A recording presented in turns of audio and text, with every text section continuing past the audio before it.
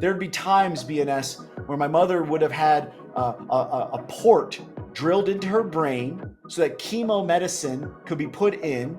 She had a magnet on this eyelid to make sure that the eyelid would close properly.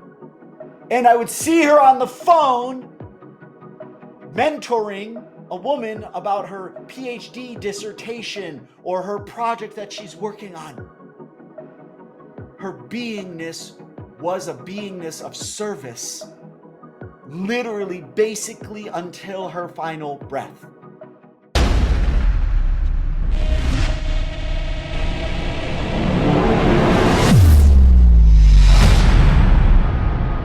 Hey guys, today our guest is Alok Appadurai. Alok Appadurai is founder and an impact CEO of Uplift Millions, a global coaching company for results-driven, impact-led leaders and entrepreneurs who value people, planet, and profit.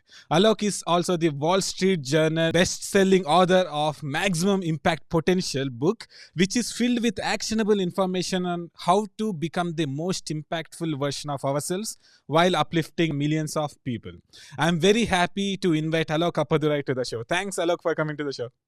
What an honor to be with you today, BNS. Thank you so much.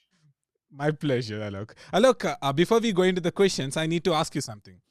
Actually, first of all, I can't wait to meet you at the Mumbai event, the Ultimate Experience, that takes place on 25th February this year. But I have a question here. You are not getting paid anything to talk in this event. Like you and every speaker is literally donating their time, money, and paying themselves to come to this event and participate in this event and be with being in Mumbai. What made you to do that? Every cell of my being said, Alok, give whatever you've got to create this experience. And I didn't know if I would be chosen, to be very honest. There were many of us that would line up joyfully to give everything we've got to be in that room. And so I simply said, hey, listen, if there's anything I can do to create with everybody that's going to be there, I'll be there. And so it's important for everybody to know this is not a money-making experience for anybody. Any of the profits are going to be going to the Daughters of India to help women and girls escape sex trafficking and human trafficking across India.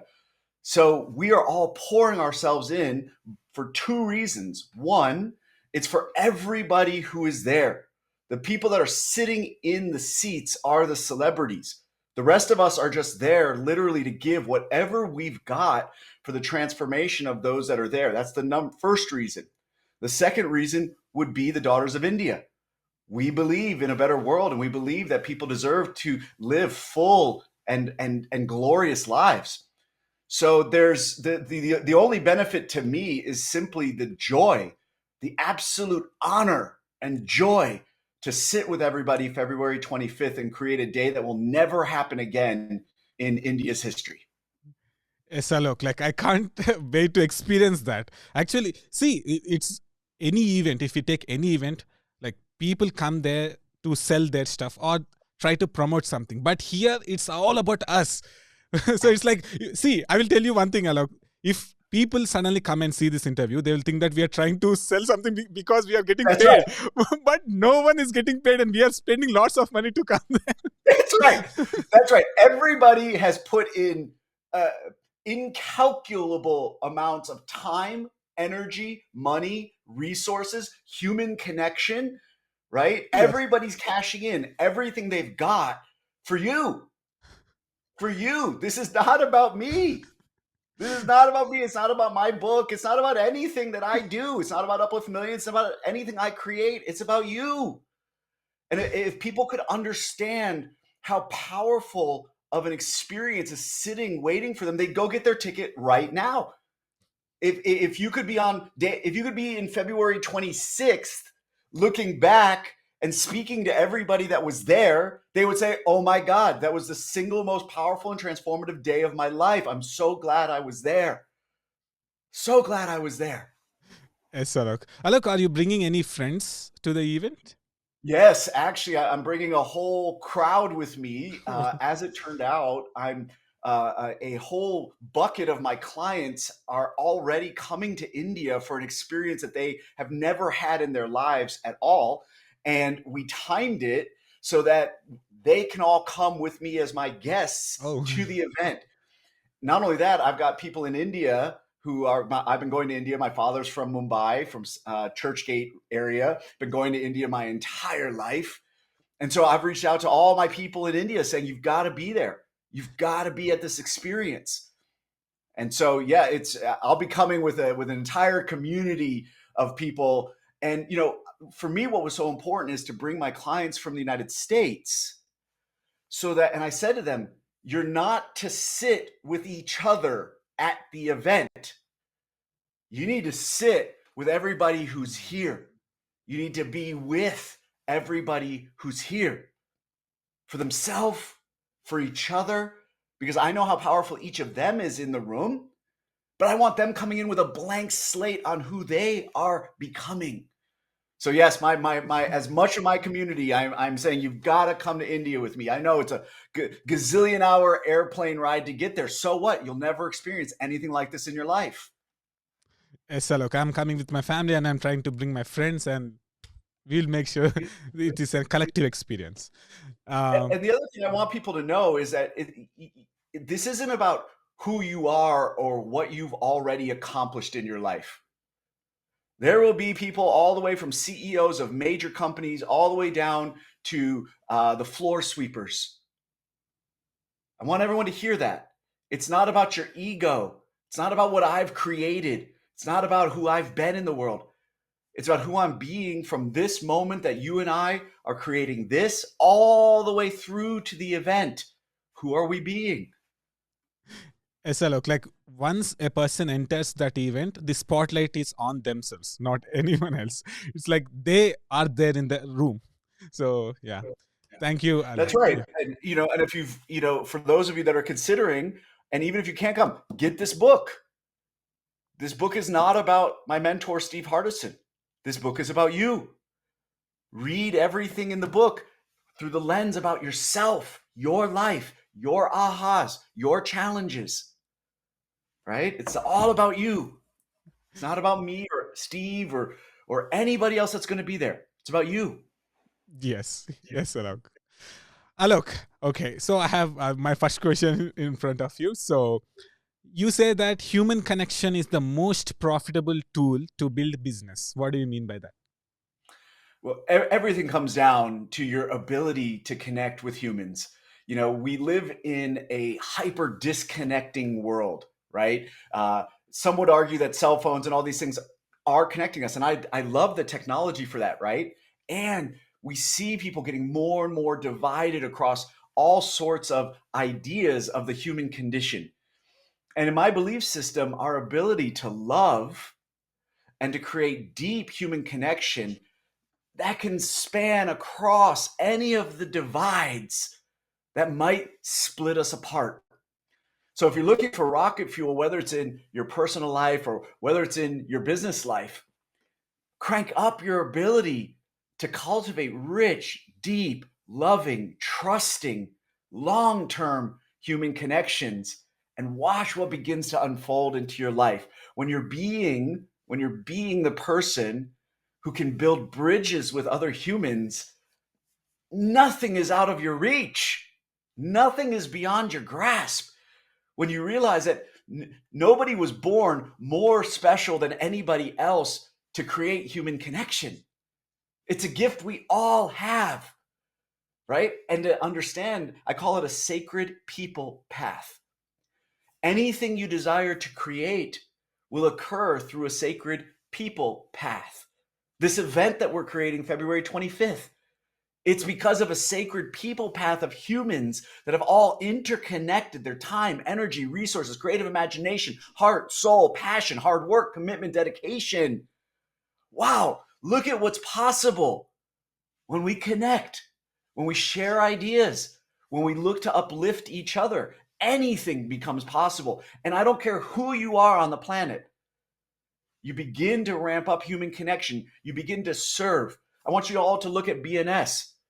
This man he serves with a light that just beams out of his smile. You can't help but want to co-create with this man BNS because of who he be in the world.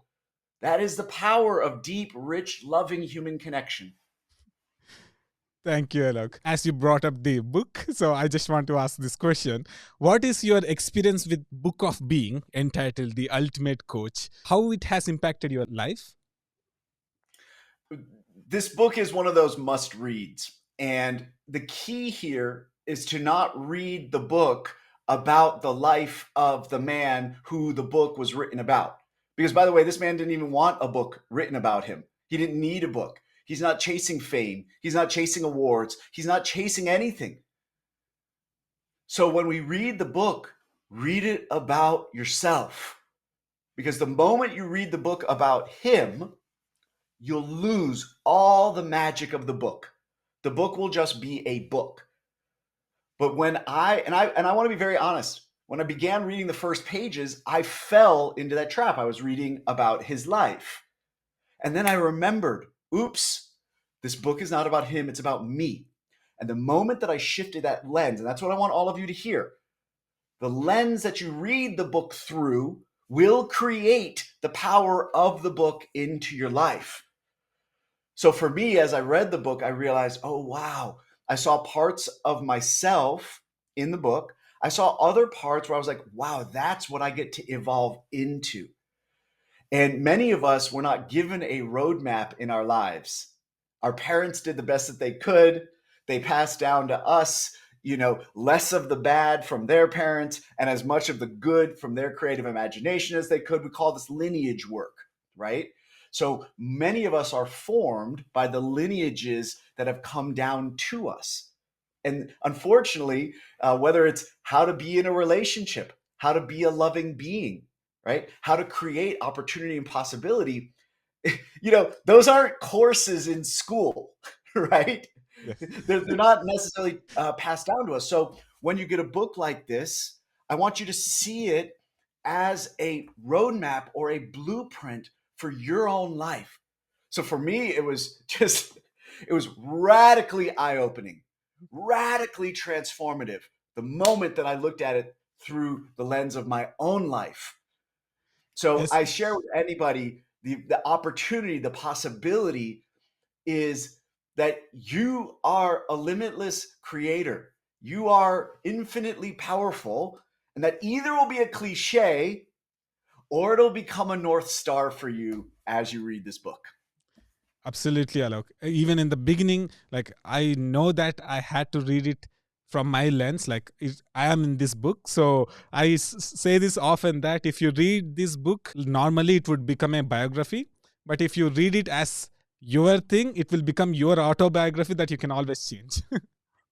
That lens that you just dropped is it is so incredibly powerful.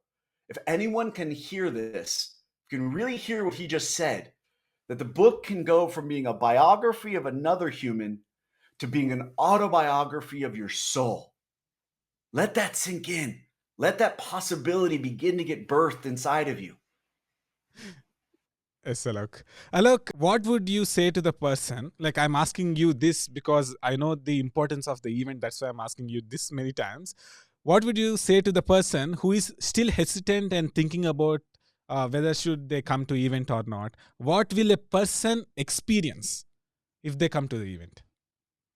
Yeah, one of the biggest distinctions that my mentor has talked to me about is the difference between cost and value, right? And so if you're on the fence right now, you may be thinking about the cost. Yes. Well, the ticket's going to cost me so much. Maybe I have to travel to Mumbai. Maybe I have to take a bus or a train or a taxi. Maybe I have to get a place to stay there, right? So all these things would be the cost. And many people live their life focusing on the cost of something. I'm going to invite everybody to shift their lens into value, because the moment that you stop making decisions from cost and you begin to make decisions from value, your entire life will change. And I don't mean just in terms of this event. If you're paying attention to what I just said, your entire life will change. So if you're thinking in terms of cost right now, I'm going to invite you to think about this idea. Come February 26th, the day after the event, you will never think about the costs to get there. You will never think about the costs. You won't think about the number of rupees that you had to borrow from somebody in order to get there. The rest of your life will be radically different if you played full out on February 25th. You'll never look at the rupees. You'll never lament whatever you had to do to be able to cover the costs to be there. Because here's what I'll say. I believe the costs to not be there are higher than the cost to be there. The cost to not be there, I say this delicately, but there is an opportunity to radically shift the quality of every area of your life. The cost to be there is a fraction of the lifetime of value that's possible for you. Now, will everybody get that value? I'll be honest, probably not. There will be people in there who will be skeptics, right? Who will, there are the type of person who looks for the first thing they don't like about something and then it confirms, see, this is why it was a waste of my time and my money to get there, right? So maybe they won't receive that. That's okay. The seeds will have been planted and maybe it'll emerge for them in the future.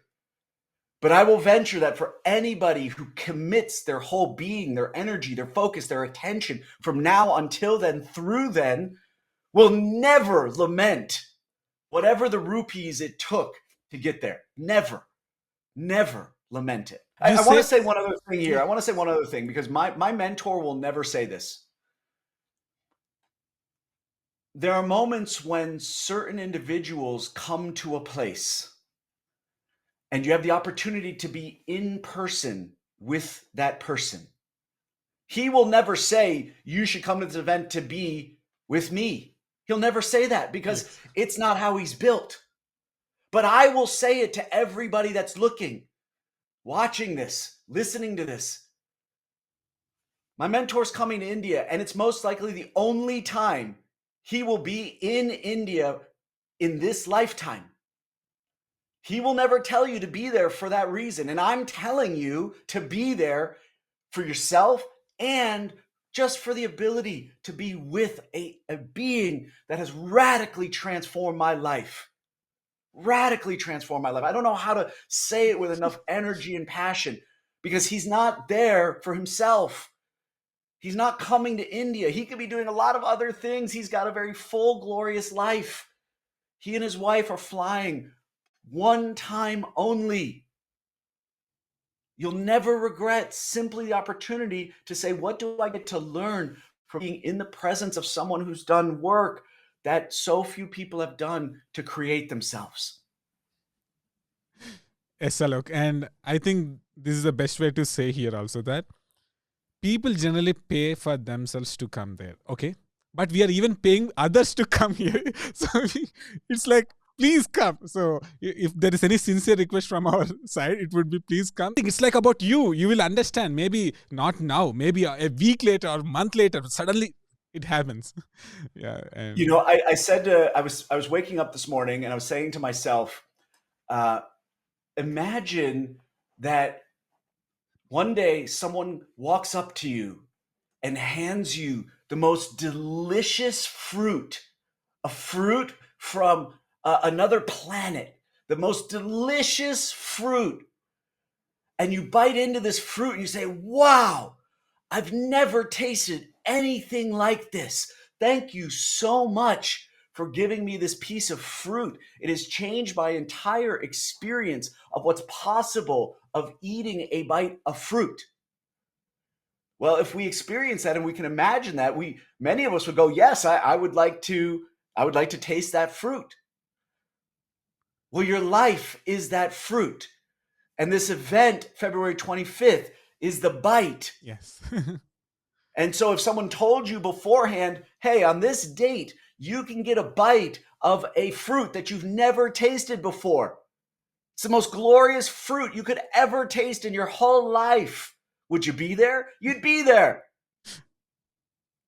Your life is the fruit. Be there. BNS and I are telling you there's the most delicious thing right over there, and it's all for you. Yes, Alok.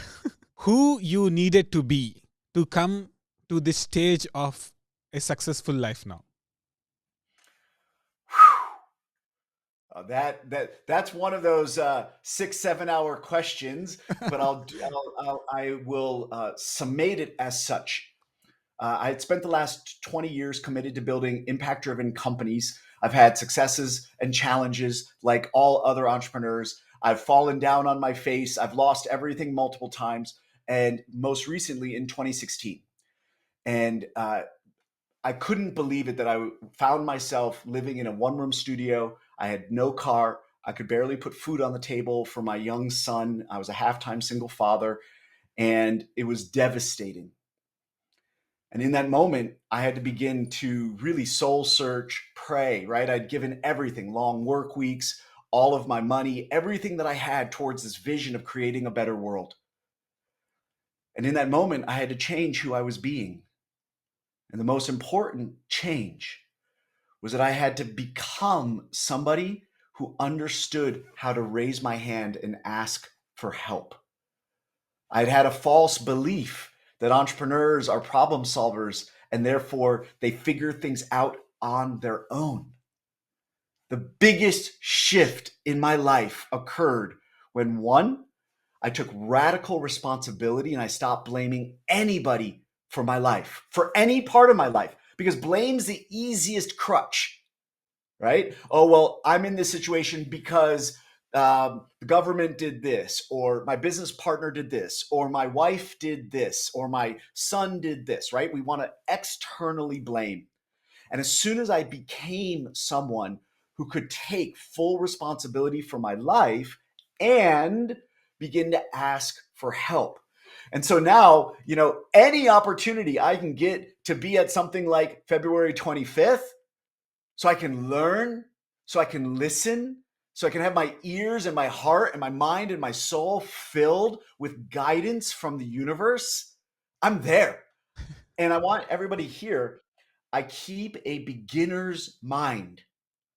No matter how big my company gets and how successful and how much impact we're creating and all these things and becoming what I call a wealth circulator, I still behave. I come from the beingness of a beginner's mind. I believe that I always have something to learn from anybody, from the bus driver, from the mechanic, to my mentor, to my clients, right? The idea of having a beginner's mind and taking radical responsibility for my life, those shifts in my being, woohoo, rocket fuel for everything I wanted to create. Yes, Alok. This question would be appropriate here. Why asking for help is the bravest thing we can ever do as a visionary leaders? So many of us, and I'll particularly speak to many men who might be listening, are coded. We are hardwired. Remember what I talked about, the lineage stories that are passed down to us are taught that asking for help is a sign of weakness. That could not be that is one of the largest lies in human history, that asking for help is a sign of weakness, because I functioned like that for a long time. And then what happened? I'd see other people creating faster than me, bigger than me. And then what? I'd feel shame and embarrassment in my body. So then what? I would work harder and longer hours thinking that that would crack the code. Right? And so now I understand, the more that I read, the more that I studied great leaders, what did I see? They were all surrounded by advisors, guides, mentors. And I was like, wow, they do something I don't do. They have the courage to say, I don't know exactly what I'm doing right now. Can you give me some wisdom? Huh. And then I realized that that is the biggest form of courage, because why? It takes vulnerability. Hmm. Vulnerability isn't taught as a sign of strength. I call it empowered vulnerability rather than victim vulnerability. Victim vulnerability is, oh my gosh, this is happening to me. My life is so screwed, right? And that will get a lot of attention, by the way.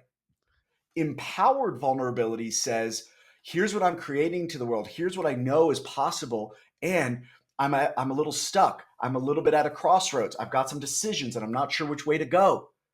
It takes courage to be able to reveal what you're hiding inside of yourself. I saw a quote the other day that was, I wish I could remember who said it, and I'm going to do my best to quote it here. But it said, man is, and let's put it as, people are not who they think they are. People are what they hide. Whew. Wow. So once you understand that you're hiding many things, you're hiding many truths. And I'll speak for myself. I was hiding when things were difficult. And I thought if I just work harder, if I put in 75-hour weeks, it'll finally all work. No. That is the slowest, most expensive way to go. Yes, Alok. Alok, how to discover our maximum impact potential? Brilliant question.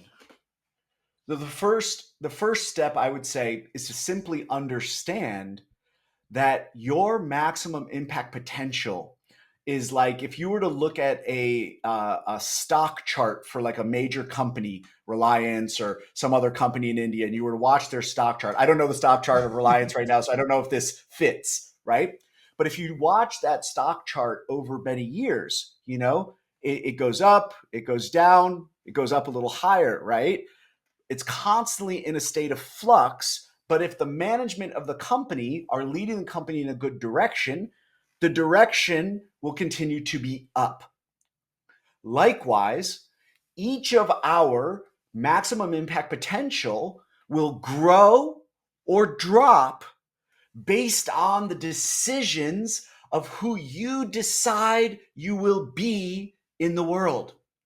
And I want to say this. People think, oh, well, what about the poor person in India, right? Well, you could have two poor people in a village in India, and one will begin to make powerful decisions about who they are and what they're creating and what changes will occur in their life.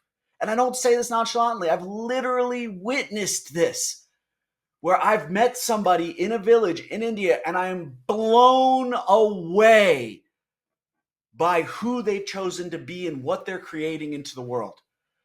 So the notion of maximum impact potential is simply the notion when you realize that you are as capable as any other human that has ever been born, ever walked on this earth, to create as big a ripple effect. I used to look at Gandhi and these other major world leaders, and I used to have a belief, BNS, that they were like born differently than me, Chosen. right? Right? Yeah, chosen, special, and I'll get even more physiological. I literally believed that they had a different gene than I did, right? I was just like, wow, that's pretty amazing. God gave them something special, and so they went and got the British out of India. No, if you actually read the stories, there are moments of courage. Whether it's Gandhi on the train and he's wearing the fancy suit and he sees the IDs getting burned or whatever, and he says that was his moment of courage. Your maximum impact potential is directly associated and will be limited or unlimited based on your recognition that you are Gandhi. You are him. You have the same opportunity for courage and to make powerful decisions about who you will be in the world and what you will create as Gandhi, Martin Luther King, Mother Teresa, Wangari Maathai. I mean, I can go on and on and on. Nelson Mandela. I mean, the list can just go on and on and on. So the moment that you harness that you are them, that you are in the human lineage that they came through, that you are connected to the same pool of universal wisdom and intelligence that they tapped into, and that the only thing differentiating them from you is the decision to do it, the decision to be that version of themselves. Gandhi could have said, you know what, I'm just going to keep riding this train. I'm not going to change a thing. He may have seen something, but then chosen to not step into the courage that would be required to create the change. The only difference is how much courage can we literally decide is already in us. Nobody has to give you anything. You are it. Yes, Alok. That's why courage is called the heart of all virtues, because without courage, we can't enforce other virtues. Yeah. Courage. You know, I used to believe in confidence, right? And I felt, oh, in order to create, we need to feel confident about ourselves, and confidence plays a role, okay, for sure. And then I was interviewing a client of mine named Shawnee Harley, and I need to give her credit. She's a coach for the Canadian women's basketball team. She trains young people on how to be able to create the mindset to excel in athletics. And I was interviewing her, and she said something I've never forgotten. She literally said, Alok, I don't talk to my clients about building their confidence anymore. And I thought, what? This is a coach for athletes, right? And she said, and I want everyone to hear this, confidence is a result. Confidence is a result. She said, I don't need my athletes to have confidence. I only care that we are deepening the well of courage within them to go for it. The confidence will emerge, if they win the race or they get the trophy or they win the title. Sure, they'll have some greater level of confidence in what they're capable of. But the rocket fuel to get there was courage. And from then on, I basically don't talk about confidence anymore.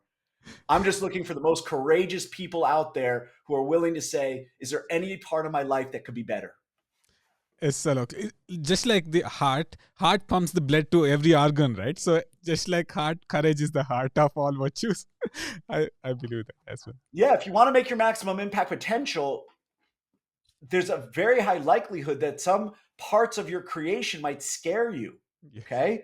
Right? Because when I really work with clients and I get to the heart of what their biggest imagination, their biggest creation for creating contribution into the lives of others, because I deeply believe as humans that we are hardwired for service, that we all take actually tremendous joy in making somebody else's life better.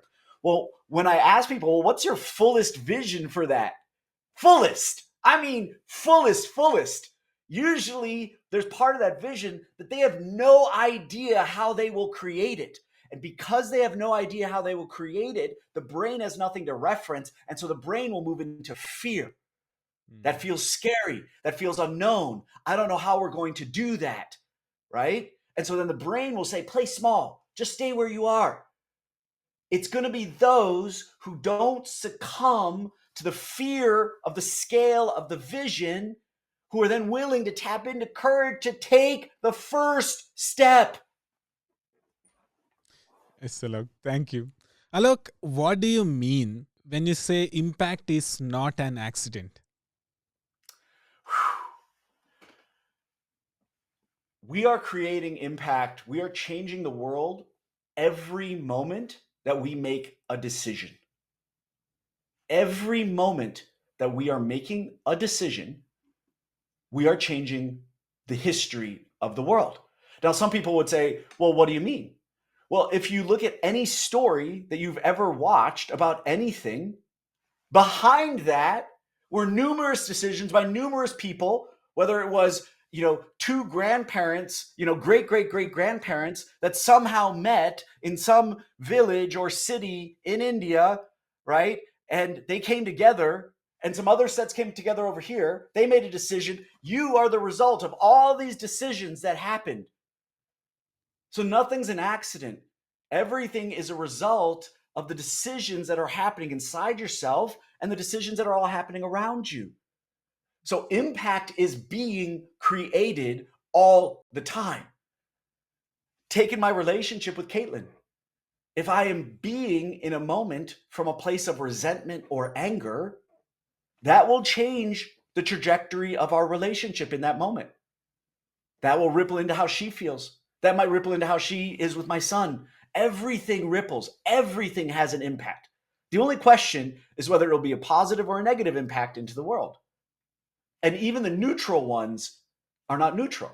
There is no neutral, right? Yes. So, impact is something that is intentionally created even out of your unintentional thought processes. Yes, Alok. Alok, why is not being deliberate about our state of being a common impact bottleneck?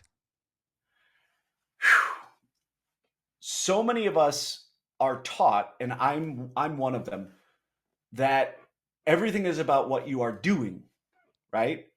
And so from that idea, which makes sense, it's not your fault if you also think like how I used to think, right? What do I need to do next? And from that question, we will then look for answers that are tactical and strategic, right? The next tactic, the next strategy, the next thing I need to do. I wish someone had said the following words: shift who you're being first. The moment that you shift who you're being, all of the doing that's associated with that being will transform. Now, that may sound like a very simple idea, but I'm hoping that you re listen to this and listen to that again. Because once I began to actually do the deep work on transforming who I'm being in the world, and I want to give everyone a really specific uh, radar detector for who you're being. Ask yourself this question: what emotions am I feeling in my body in this moment? That'll tell you who you're being. Are you being loving? Are you being anger? Are you being fear? Are you being scared? Are you being worried? Are you being jealous? Are you being envious? Right? Are you being competitive? Are you being caring? Are you being uplifting? Right? The emotions that you're feeling in your body are the sign of who you're being in the moment. So, for example, if you take this in a leadership context, let's say your company's having some challenges, right? Are you going to be fearful as your company is navigating that? Or are you going to be empowered, centered, and grounded, right? Am I going to believe that my business is going to fall apart? Or am I going to come from my document and say, I'm a powerful being who creates abundance for myself and others with ease? If I'm coming from that being versus I'm really scared right now and I think everything's going to fall apart. Do you see how what I would do out of those two states of being are going to radically change the course of my company's future? By the way, this is true in your relationship. This is true in your physical health, right? For example, anybody can do a diet to lose some weight, but most people will put the weight right back on. Why? Because they didn't actually change who they were choosing to be, right? So, what would be a different choice? I've had clients, literally, I've got a client who's 70 years old. What we tapped into is her desire to be an athlete. At 70 years old, she reclaimed her identity as an athlete. And she's now getting more exercise. She's walking more than people half her age.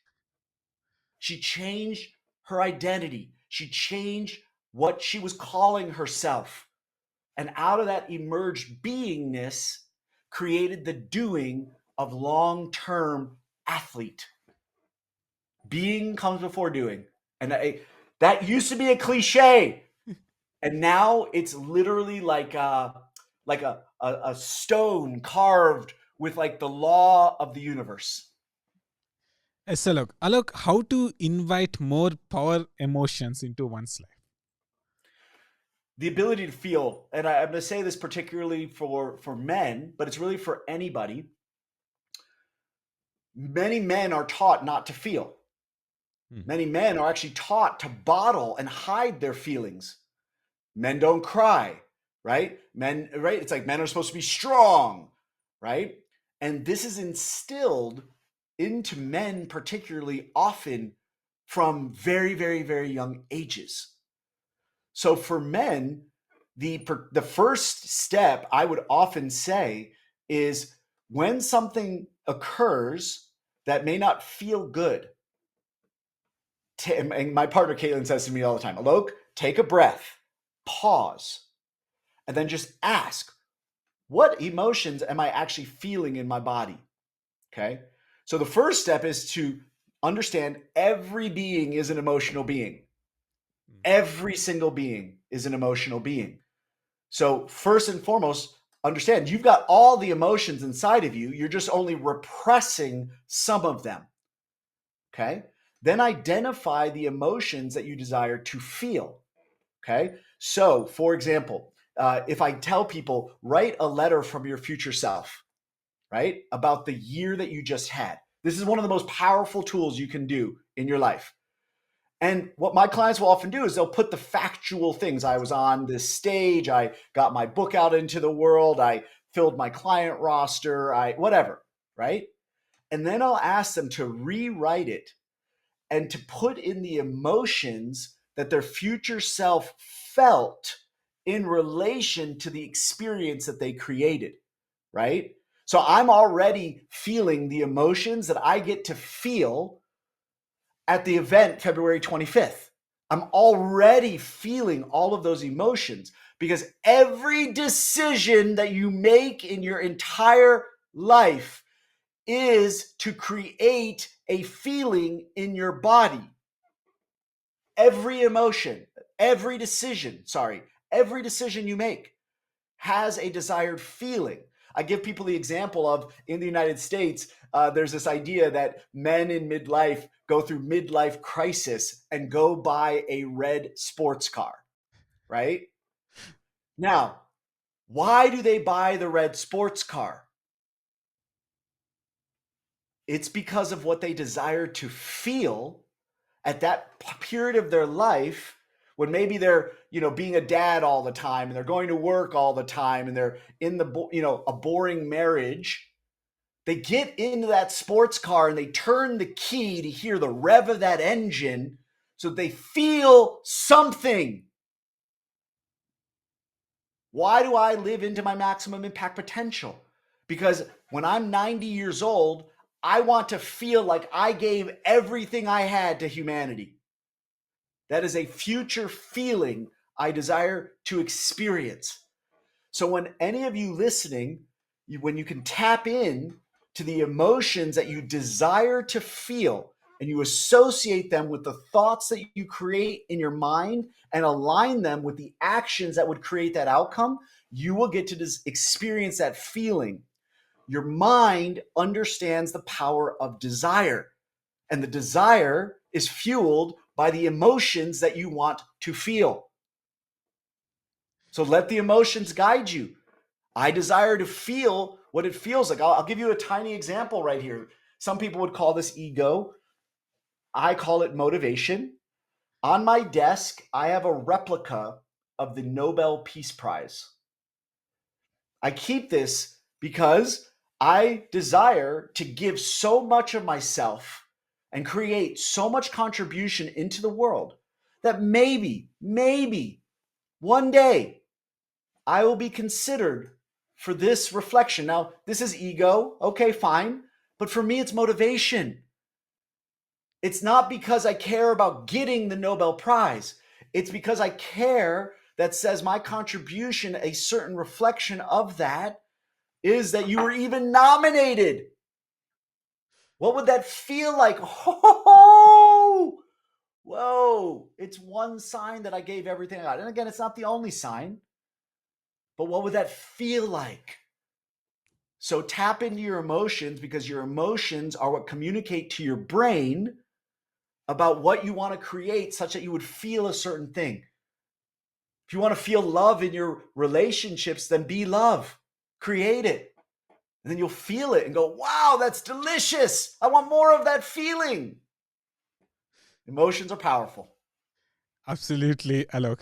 Alok, I like the tree thing that you always recommend. So many people have the triggers, but Yeah, some people choose to be different. So they literally choose their being, right? So how can we apply the tree to choose our own state of being?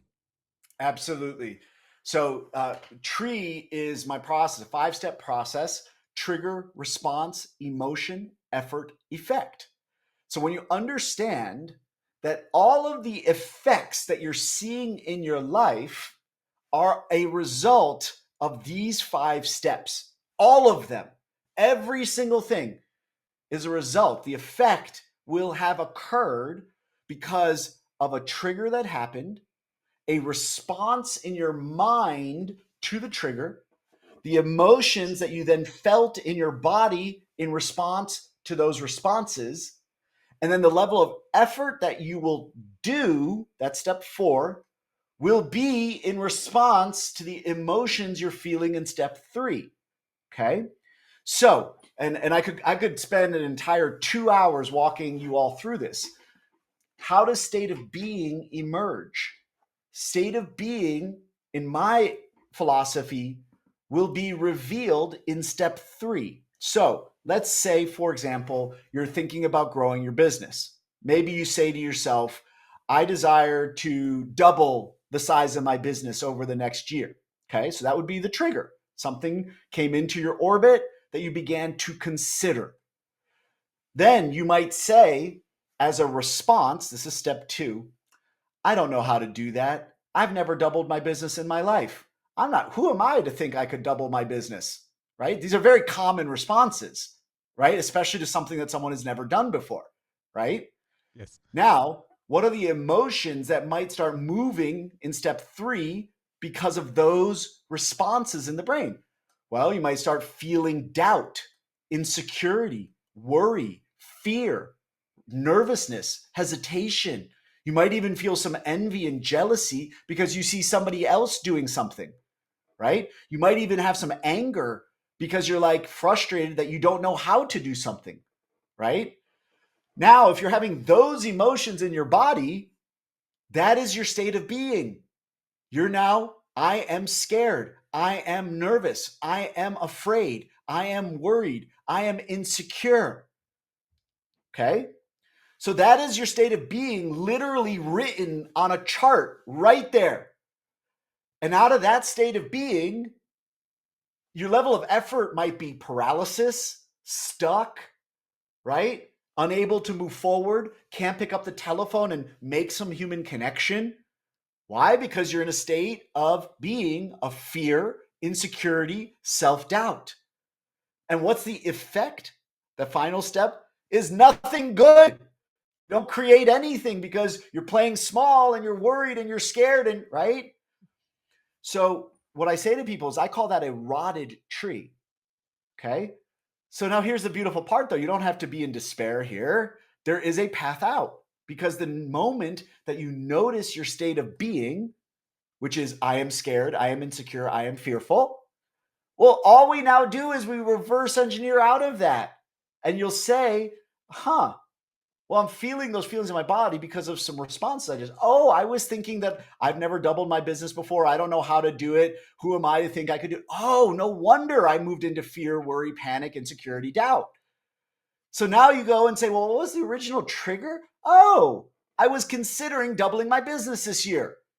Now we go plant a blossoming tree. Okay. And the blossoming tree goes like this. Trigger stays the same. I'm thinking about doubling my business this year. Key right here, new responses. Well, I've never doubled my business before, but there are other people around me who are doubling their business. I have some people that I could ask for guidance and for help on how to double my business. I'm willing to shed the old worries, fears, insecurities, and doubts that were holding me back from creating human connection that could double my business. I'm a new person than I was last year. I'm not the same person I was last year. I've learned new things. You hear these are new ideas, new responses. Out of those responses, I imagine their body will start feeling confidence, excitement, courage, enthusiasm. These are all magnetic energies. These are all the energies of creation. I feel love. I can't wait to create this thing out into the world. When you have those emotions in step 3, the level of effort is incalculable. You will connect with everybody. You will reach out. You will do anything in your power to create your vision. And that will be the effect.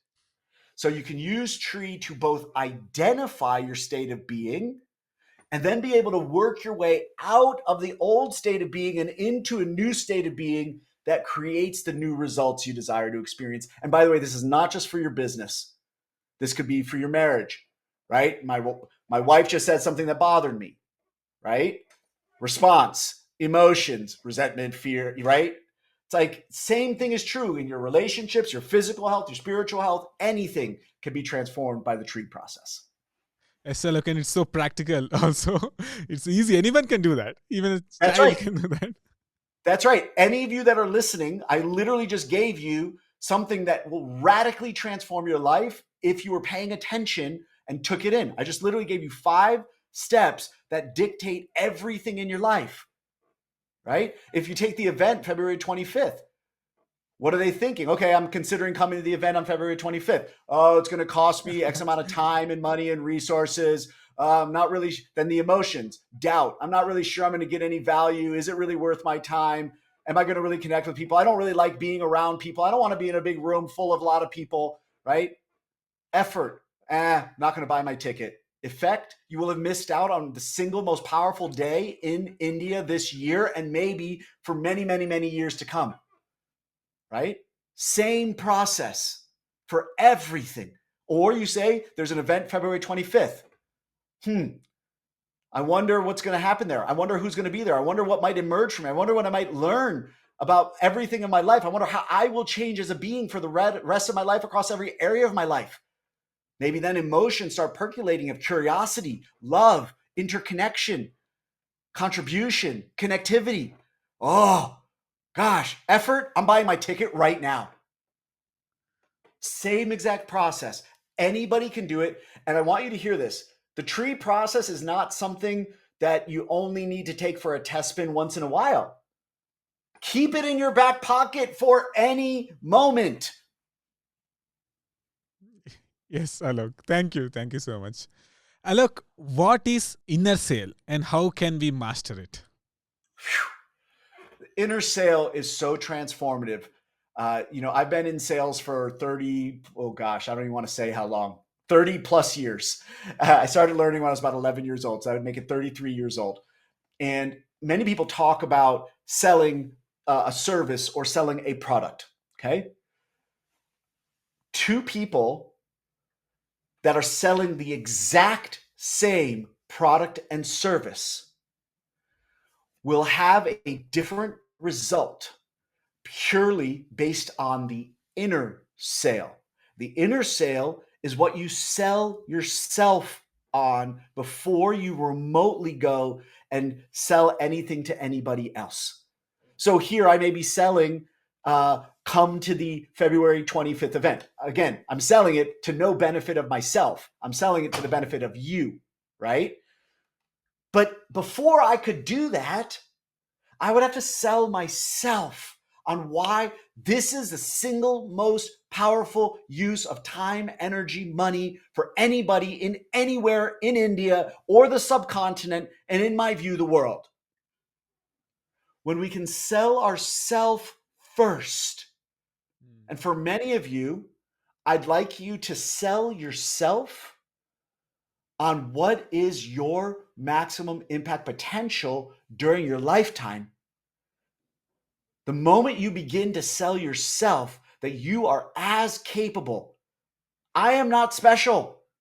Alok Appadurai is not special. I was not chosen, right? This is a misnomer.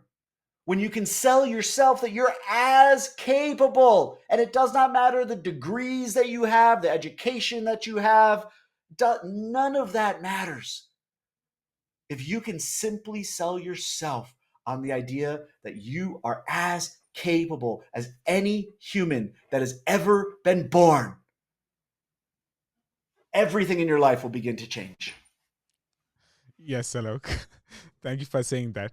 Alok, what is a life lesson that you learned from your mother? Yeah, my mother passed away in 2009 in my arms in the bathroom of her apartment, and it's the first and only time that I've actually physically carried a body that no longer has the soul inside of it. And in that moment, my mother taught me the, what my mother taught me couldn't be fit into this episode that you and I are doing. What she taught me in her passing was how precious every single breath of our existence is. She taught me who she chose to be through to the very end breath of her life was a woman who stood up for and advocated for other women around the world. She showed me that the uplifting of women is the single biggest contribution that I could make to humanity in my being. She showed me that we give and we serve. There'd be times, BNS, where my mother would have had a port drilled into her brain so that chemo medicine could be put in. She had a magnet on this eyelid to make sure that the eyelid would close properly. And I would see her on the phone mentoring a woman about her PhD dissertation or her project that she's working on. Her beingness was a beingness of service, literally, basically, until her final breath. It changed my life. I had already seen that through her life, but it was that end stretch of a relentless commitment to who she chose to be with her precious life and each precious breath. And so now it's like I look at what things people get stressed out about, and I'm like, that just doesn't matter. It won't matter.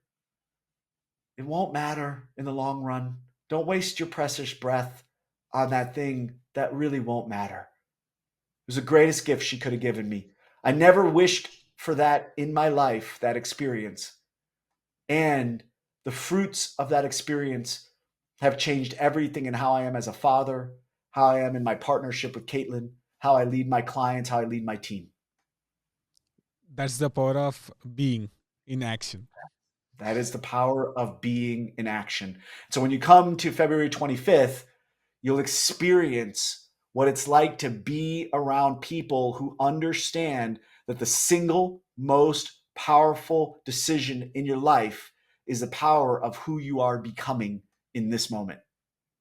Yes, 100%. Alok, what is the number one lesson that you learned from Steve Hudson, your mentor and your friend? Steve has completely rocked my entire orbit, and the biggest lesson is the ability to authentically be who we are in the world, number one, and two, love ourselves for exactly that.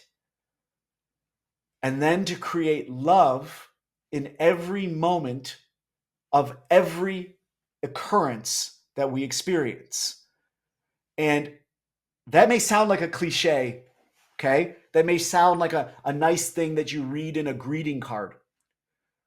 I now understand that it's the greatest next level for me in my life is to no longer be someone who reacts to life, but can I come to life already knowing what my state of being will be, and that state of being will be guided by love. Steve Hardison showed me what unconditional love can look like and feel like, not just towards me, but I witnessed how he is to Amy, his wife. And I realized that I had so few models of actual, deep, daily practiced, committed love. I wasn't given that handbook, and I received lots of love. I'm not sitting here saying that. But the work that he's done to change himself has literally created a walking, living, breathing model for this man, Alok Appadurai, that I had never witnessed before. It wasn't the words. Sure, we could go through the words that he said, the ideas that he raised, the questions that he asked me, the inquiries that I went inside myself, my own struggles, my own resistances, my own fall down moments. The biggest gift was me witnessing, imagine that I was an angel in the office watching Alok Appadurai and Steve Hardison have this engagement for all these many months. It's the angel looking down, the Alok who witnessed it all, who watched a man be a very different man in my life. And it's literally, bless Steve, may he live for gazillion years more. But I say this, and if as he watches this, he'll know. Should Steve pass away tomorrow, the model that he has given me of what it can mean to be a man, what it means to be a human being, is the single biggest gift that I could have ever received. Yes, Alok. He's the personification and embodiment of being. That's what I say. It's and for any of you who don't understand or who might be sort of going, well, what the heck does Yeah. that really mean? And does that really matter? And is that really a thing? When I'm telling you to go be in the room February 25th, you'll be around a being who has done a commitment level to transformation of the being that is it is rare. It is rare, and some would say otherworldly. And I don't mean that in some sort of devotional. It's not about devotion. There's no guru here. It's just come experience that. You get to experience it in person in Mumbai once in your life. Come experience it. And if you walk out and it didn't give you what you wanted, you didn't think you got what you wanted, okay, you'll be out a little bit of rupees. You'll make those rupees up. The rupees won't matter. But I tell you this, if you can pay attention through the lens that I'm paying attention to, I'm watching what's happening as it's happening, it's a gift that will last the rest of your life. 100%, Alok. 100%. Alok, why should one write their own obituary? I saw a great quote the other day, and again, pardon me for my brain not remembering the who. These are these things that flash pretty quickly in one's consciousness, but it sticks, and I remembered it later, right? And it's people think that the price of success is too high. Wait until they get the bill of regret.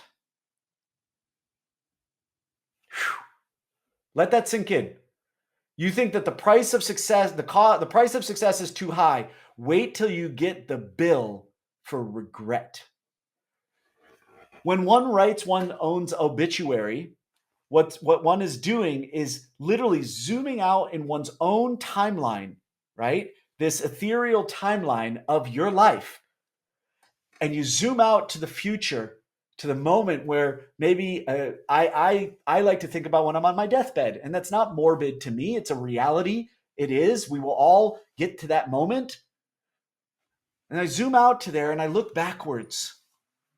You have the opportunity right now to understand that which your soul is asking you to create and be during your lifetime. Listen, write that obituary of who you be, who you were during your life, and what was created as a result. When we write that obituary, what we're doing is we're literally growing into that so that we can avoid the regret later in our life going, gosh, I wish I allowed myself to be happier, right? There's the book, The 5 Regrets of the Dying. I wish I had allowed myself to have closer human connection. I wish I had created that idea that I had in my 30s or my 40s or my 20s or my 50s or my 60s or my 70s or my 80s. Regret You don't want to live with regret later in life when you can no longer change that past. So the power of the obituary is to create yourself now into the version of yourself that won't be disappointed with yourself later in life. It's not to be morbid. It's not to be sad. It's actually a joyful process. Oh, wow. That's what I want people to say about me after I'm long gone. It's called legacy. Many of us that are really committed to maximum impact potential aren't just thinking about what we're creating during this lifetime and during these breaths. We're saying, what's the legacy that will live on? What is the story I want my son to remember about his father? These are powerful ideas. They're life-changing ideas. If you see them through a positive lens and a lens that's there to guide you into your highest and best contribution, because you're as capable as anybody else, because Alok Appadurai is not special, BNS is not special, Steve Hardison is not special. We're just committed. We're highly committed. I know what you had to do to get Steve Hardison to give you an interview. The man that said no to Oprah. You created it because of who you chose to be. Your relentless commitment to a creation. You surround yourself with people who are highly committed to being, and in my view, based on what they don't want to regret not having created and been during their life. Surround yourself with those people. I love being around those people. Right? These are people that realize that we are all limitlessly powerful to create our most glorious lives, one day, one breath at a time. So look, it again comes to the choosing of the state of being, right? It again comes to that. The reason why we are writing obituary is that we can choose a state of being so that we become that being. So, yes, That's exactly. right. You don't get to the end of your life and go, gosh, darn, gosh, I was too scared back then. You know what? I let the ideas of my society or my family or my religion keep me in a cage, right? And I'm not insulting any society or religion when I say it, but they've passed down a certain set of ideas of what your life is supposed to be. In the book, The Mastery of Love, which I highly recommend everybody reading by Don Miguel Ruiz, he talks about domestication, right? How are we domesticated by the adults and the society around us into how we are supposed to live our life? And the moment that we start saying, wait a second, I get to change who I'm being, and the moment I change who I'm being, it'll change everything. Oh, I get to do that? Yeah, you get to do it. You get to create your life regardless of any of the domestication that any of the adults or the society have told you about what you're capable of. So when you live this way, you won't get to the end of your life going, gosh, I played small. Gosh, I never believed in myself. Gosh, I only did what I was told I was allowed to do. I only became the person that I was allowed based on what my parents said I was supposed to be. I'm supposed to be a doctor, I was supposed to be an engineer, I was supposed to be a lawyer, right? Or whatever. I'll give you a great example. In my household, my father, who's from Churchgate, South Bombay, he taught me everything and continues to teach me everything I know in the kitchen. He is the cook. My mother, conversely, bless her soul, she's passed away since, she taught me everything about car mechanics, home construction, renovation, hammers, saws, nails, drills. Neither of them believed that they were not supposed to be the cook or the engineer because of gender roles that were passed down from someone. They changed who they were being. Showed me we can be whatever. Doesn't matter. We get to choose. Yes, Alok, that's awesome. Alok, how do one own their value?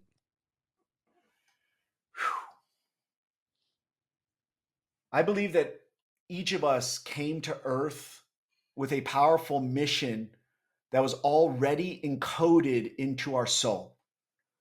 People say, oh, I need to find my purpose. I need to find my mission. No, No, you don't. It's already in you. Your biggest job is to remove all of the garbage and the clutter and the expectations and the rules and the limitations and the ways of being that other people, since you were born, have been piling on top of your soul. Your soul is literally, right now, it might be a whisper, but your soul is going, I know what you actually came to earth for. And the moment that you remove all of that clutter, all of that burden, all of the rubble, the garbage, all of that everyone piled on you about who you're supposed to be, you now will tap in and realize, oh my gosh, look at the value that I bring because of who I'm being in the world. The moment you understand your core value, which by the way is not based on your services, right? The services is a different way of comprehending value, and it's a very important one that I love working with clients on.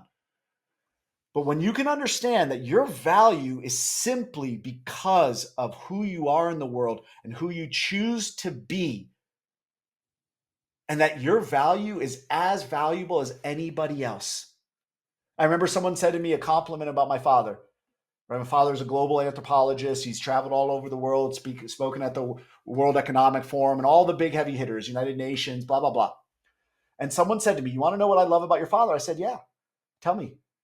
And she said, your father, when he flies in for anything, he treats the president of the university or the head of United Nations or UNESCO, he treats them the same as the driver who picked him up from the airport. I have chills in my body right now because it never loses its power for me to understand that when you treat everyone as valuable, you create the value inside of you. When I see the greatness and the value in others, I see the greatness and value in myself. Celebrate others, celebrate what they're creating and who they're being, and support them into their highest and best.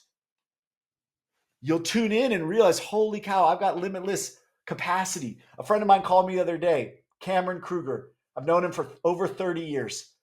And he said, Alok, I think I figured out your secret sauce. I said, great, tell me. I'd love to know myself. And he said, Alok, I realize this. Every single day, you look to create joy into the life of at least one other person. And I said, wow, that's fabulous, Cameron. Thank you. And then I reflected on it and I came back to him and I said, Cameron, you're close. You're really close. I said, what I really realize is that I commit every single day to create a miracle in the life of at least one other person. I got it today on a Sunday to be here with BNS. My commitment was to give everything I've got such that there will be at least one miracle in at least one person's life out of hearing this creation that BNSI and I are creating today. Value is who we choose to be in the world. Value is when we choose to live in alignment with the soul mission that we were already given. And that soul mission might be to be the best janitor that university has ever had. When I had a waiting tables job, I was a waiter at a French restaurant when I was 22 years old, and I was saving up to go around the world on a big trip. I worked 3 jobs. One of them was to be a waiter. I said, I'm going to be the best waiter this place has ever seen. Now, I'm not sure I succeeded in that, but that was my commitment, BNS. When we commit to being the greatest expression of whatever our soul mission is, we get to create contribution into the lives of other people, no matter what our position in this world is. Yes, Alok. Alok, what is the road to maximum impact? You know, I think we just keep hitting on the themes. If you can choose to be the spirit, be the essence of whoever your greatest role models for it was. And if you want to get crazy, You'd say, oh, they laid the groundwork and they did a good job. I'm going to crank it up, right? We either take the models and we replicate, or we take the models and we push them even further. Okay. So I'll give you some examples in my world. In my world, I am that I will plant 1 billion trees during my lifetime. And I am that I will fund $1 billion of 0% loans to women entrepreneurs around the world. I deeply believe in my soul that the 7 largest problems facing humanity will transform through the planting of trees, which are the lungs of the earth, our beautiful home, our collective home, not just our home in India, our home with a capital H. And I believe that as more women have more money, capital flowing through them, we see crime rates go down, education levels get better, infant mortality rates transform, public health transform, economies transform, security transform, right? So these are 2 commitments I am as my state of being. These are 2 of my guiding North Stars. So you may decide, what is the biggest expressions of my maximum impact? Now, I want to say to somebody listening, you don't have to be an entrepreneur to create your maximum impact. Your maximum impact may be saying, I'm going to model love unconditionally to every single being I come into contact with. I'm going to bless, care for, and give compassion and love to every being. This, as a contribution, is a world-changing contribution. So each person's maximum impact is theirs to identify and theirs not to compare. I don't compare my vision for maximum impact to Steve Hardison's or to BNS's or to anybody's. I don't sit and go, well, mine really doesn't matter because it's not as big as Elon Musk's or whoever we might compare oneself to. Come to your own truth about what you desire to have written on your obituary and surround yourself with others who are thinking through this lens. And watch, it'll probably grow. It'll probably change 5 years from now. Your concept of your own maximum impact potential will be different. We revisit it. It grows. It's a living, breathing idea. It's not like, oh, I've decided my maximum impact now. Okay, that's what it's going to be. No, it's going to grow, change, emerge, flourish, blossom for the rest of our lives.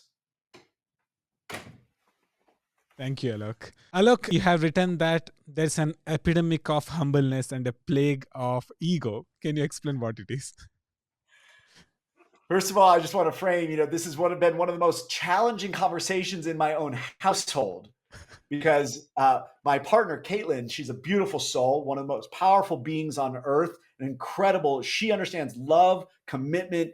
It's a joy of my life to be able to spend my life with her.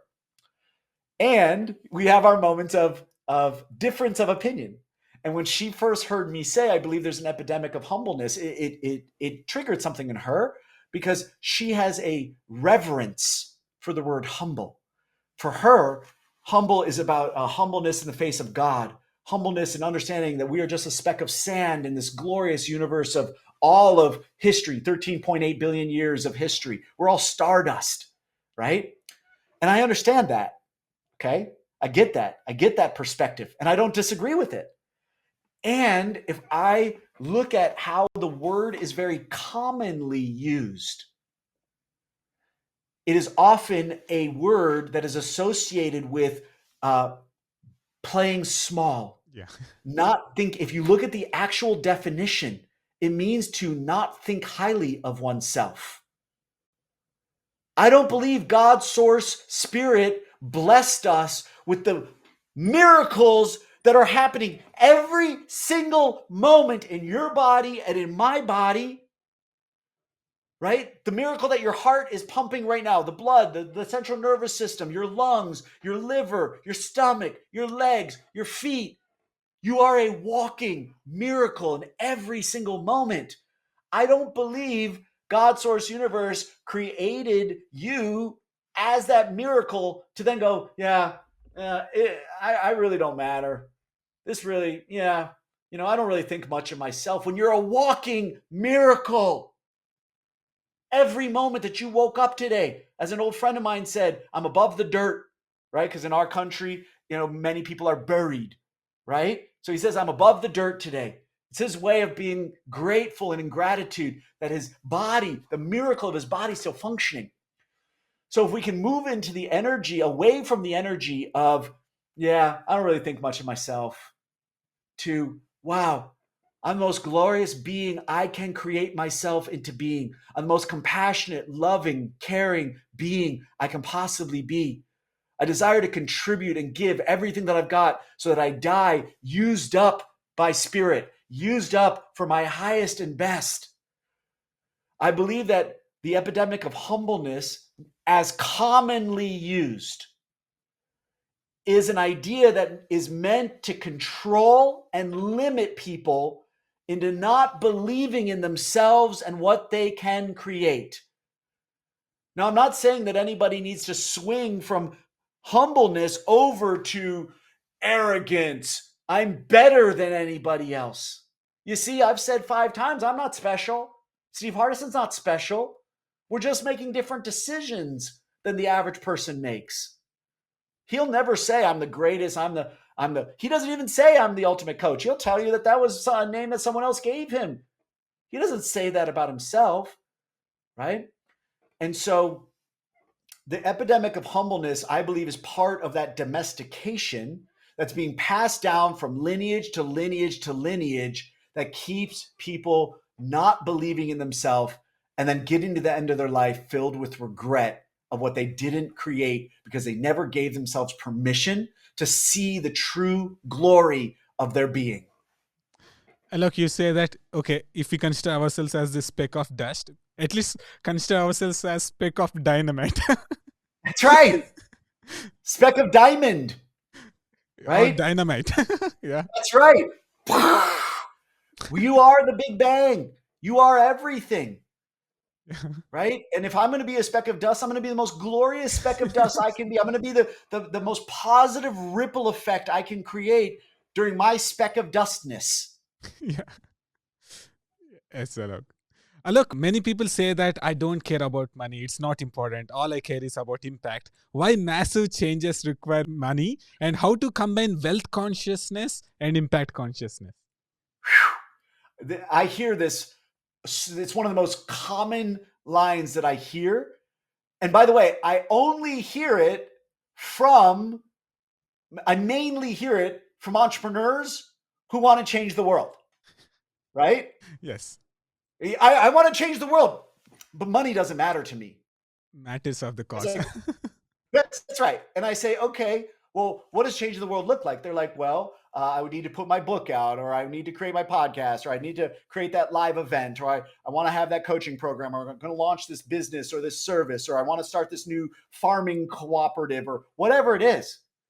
Well, guess what will end up being the lifeblood of the idea? It'll be your ability for money energy to flow through that idea. And I'll give you an example. If you have, some people say, oh, well, look, you only talk about companies. No, let's talk about nonprofit organizations, right? NGOs, non-governmental organizations. Okay, so there's 2 nonprofits that have the exact same mission, right? Both of them desire to end blindness for Indians in rural India. Okay, they have the exact same mission. They have the exact same equipment, right, for fixing the eyes. They have the same qualified surgeons on their team. The one nonprofit that has an executive director who can go out and get donors to donate money to pay the doctors will end blindness for more people than nonprofit number 2, who has the executive director that's like, I can't ask anybody for money. I can't create donations. It's wrong. It's evil. It's bad. Money's bad. Really? Money is just money. Money is an object. Money is just a form of energy, right? My love is a form of energy. Money is simply a form of energy. And I could go on and on and on about that. I'm just going to plant that seed. So if you can simply understand that if you desire to create good into the world, and let's use an even smaller example, forget someone who runs a big organization. Let's talk about a single person who has an idea. You have an idea for a business or an organization that could change lives. Okay, wonderful. And so you put everything on the line to create that idea into the world that can create contribution. But you're unsuccessful. Either you can't get enough clients or you can't get enough donations. What will happen? Eventually, you'll run out of money. You'll have to quit your business and you'll go get a job somewhere because you need to pay rent and you need to pay for food and gasoline and car payments or whatever. So your idea will die, Yeah. or it'll have to get put on a shelf over here until the moment when you can finally mobilize money energy. So I call this identity and beingness being a wealth circulator. See, there's 3 stages. You have to be a wealth generator. That means you have to create a business or a nonprofit that can generate. Then you move into wealth accumulation, right? You start stacking some wealth. So if someone in your family has a medical emergency or whatever. And then the third phase is, can you start circulating wealth? I don't desire wealth for the benefit simply of myself. I live in a dream house. I drive a dream car. I can provide clothing for my child and all the things, right? I desire to be a conduit for money to flow to me and through me to the benefit of other beings. I believe this is one of the biggest identities for those who want to change the world or change lives or be a positive contribution, is to understand that the scale of your impact will be directly proportional to the scale of your ability to accelerate money energy through your ideas. The idea by itself will only do so much. And I want you to hear this idea. One of the most wealthy humans, the greatest wealth circulator I can think of in this moment was Mother Teresa. Yeah. Now, many people would say, what are you talking about? Don't you see where she lived? She lived on almost nothing. The bank accounts might not have been in her name, but she had access to as much resources as she needed to fly to Geneva, to speak to the billionaires. And she could look at them and say, hey, that check you just wrote, it's not big enough. It doesn't hurt. She moved billions of dollars of money energy through her ideas. I was talking to my girlfriend Caitlin about Amma, the hugger in India, right? And Caitlin was showing me that she now has this huge building that has been built. And she said to me, this building was built on Amma's original land. And she said, it started as a cowshed. And then as more money started flowing through, maybe it was a bigger structure. And today, what you see is this structure. Why? She was able to become a wealth circulator who could channel money energy into creation such that it could create positive change into the lives of others. Impact consciousness requires wealth consciousness. When you become someone who can marry a global or local impact consciousness with the ability, I say that every community, company, or country needs at least one human who is skilled in the art of moving money energy. If you look at Gandhi, if you read his autobiography, you'll read the moments. I'll never forget where someone drives up in a car and hands him a pile of cash because the nonprofit organization that he had funded at that time was running out of cash, right? Like, it seems so simple. But in that moment, I saw wealth circulator. He had to find a way to move money energy that could fund the movement. A movement without at least one human who can mobilize money energy it will just be an idea. A movement that has a wealth circulator inside of it has unlimited capacity for local and global change. Thank you for sharing that, Alok. Alok, last question. Would you like to issue a 7-day challenge to our subscribers? I think I'm going to dovetail here on Steve Hardison, and I'm going to reiterate 1 day challenge, February 25th. If you're in India, you're anywhere near India, or you have the dollars in your bank account or room on a credit card, I challenge you to be in that room. And when it sells out, because it will sell out, I challenge you to be in the hotel. I challenge you to be in the restaurant. I challenge you to be in the parking lot. I challenge you to be anywhere near what is going on that day. It is the single biggest challenge I can give you is to say whatever you need to do to get a ticket to the event, a plane ticket, a bus ticket, a train ticket, a hotel room, whatever you need to do, a couch in a friend's apartment in Bandra or Old Bombay or wherever you got to be such that you can get there on that day. Be there. I challenge you to be the person who not only will be there, but will bring 3 to 5 other people in your world. And if you're someone who can move the money energy, buy their ticket, get them a copy of the book. If you can't get a copy of this book, go get the Audible. Listen to it through your ears if you don't have time to listen to it through your eyeballs. I challenge you to transform your way of being because your life will never be the same. And let that transformation start today. I believe there's about 30 days before the event, something like that, plus or minus 33, 34 days. Let that be your challenge, that you will be there on the 25th, that you will commit and do everything in your power to be there.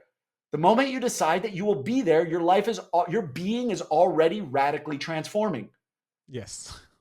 Let this be your challenge. You've got 33 days to get your butt in that room. If you can't be in the room because it's sold out, because you waited too long to get a ticket, be in the cafeteria, be in the restaurants, be in the lobby, be with everyone who, as they're coming out on all of the breaks that will happen. Absorb that energy that's going on. You will see people and you will know something is happening that day. You will see them by the end of the day. Many of them will be pretty, most likely, both lit and tired because it's going to be a lot, right? Yes. But you'll see a glow on these people. You'll see a glow on these people like you haven't seen, and you will participate in it. And you will receive from it by being there. It's like people come out of a spa. That's right. That's right. Out of a sauna, right? Where it was 150 degrees in there. Every cell, every pore of your skin is just open because energy is moving. Yes. My biggest challenge to everybody is to be there February 25th and to commit that there is a delicious fruit, the most delicious fruit you have ever tasted for the benefit of nobody other than you. We've all done everything to harvest that fruit. Bring it to you February 25th, and all you have to do is show up and receive it. And it'll be my joy to put it on a platter for you. Yes. Thank you so much, Alok. And thank you for coming to the show and talking about being. It's my joy. Thank you for who you be, BNS. You will change lives in ways you don't even comprehend right now because of your level of commitment to who you're being. Your future, you just scratching the surface right now. You have as much power as anybody I've ever met in my entire life. And I'm not saying that to pump up your ego. I'm saying it because of what I and we see in you. And it's not just, you have a radiance of being that is the gift